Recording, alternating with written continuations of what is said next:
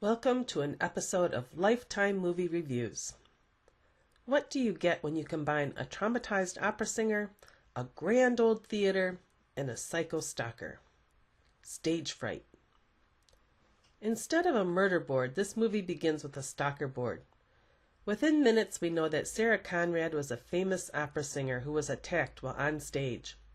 Her attacker was then shot by police before being swept away by a rapid river, never to be heard from again.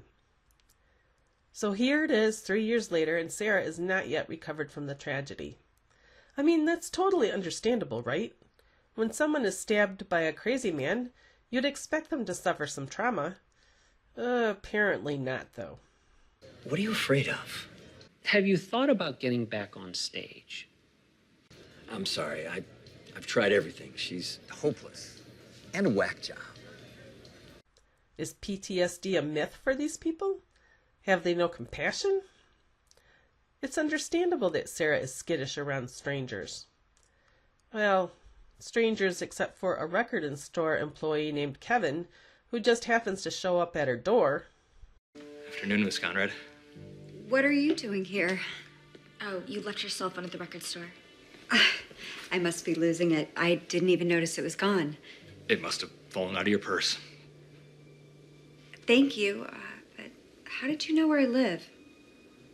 Oh, well, you showed me your driver's license. I guess I just remembered the address.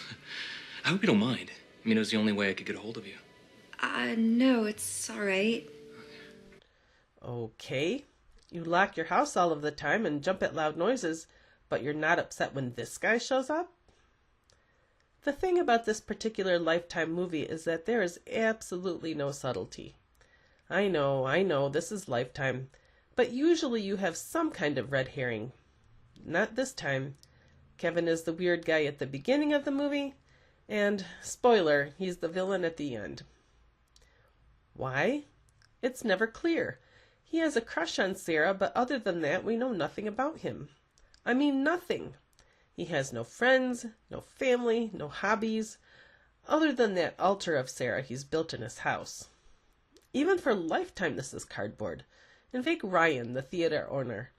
He's so shallow, he's like a paper doll. Who is this guy? Why does he like Sarah? When the two of them fall instantly in love, there's no chemistry at all. The best character in the movie is Melissa, the token black woman. Melissa may be cardboard, but at least she has presence. All these people are anxious to see if Sarah Conrad has another mental breakdown on stage. That's what they want to see. It's something I couldn't give them. I don't do drama. As with every token black character, though, she dies first. Big surprise. So back to the movie. Sarah has a series of predictable stalker moments. Phones ringing without anyone being on the other end, mysterious bouquets of roses showing up, a mysterious package. Amazingly, none of this bothers her. By now, it's abundantly clear to everyone in the audience that Sarah is being stalked by Kevin. Then Kevin abducts Sarah's daughter Haley, and the most useless detective on the planet decides that instead of looking for her, the better plan would be to put Sarah on stage. That way the stalker will attack her. So Sarah goes on stage, sees Kevin lurking in the balcony, and freaks out, where she runs to her dressing room. No one follows her. She never tells anyone what she's seen. She simply runs away. What follows is the typical Lifetime climactic battle where Kevin taunts Sarah, Sarah shoots him, the daughter is rescued, and the cop looks like a fool. This movie, more than most, leaves me with a ton of unanswered questions. Like, was Kevin the original stalker from 3 years ago?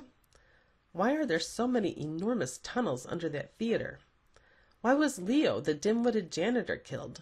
So many questions. So that's it for Stage Fright. An interesting premise without much else. If you have thoughts on the movie, add a comment.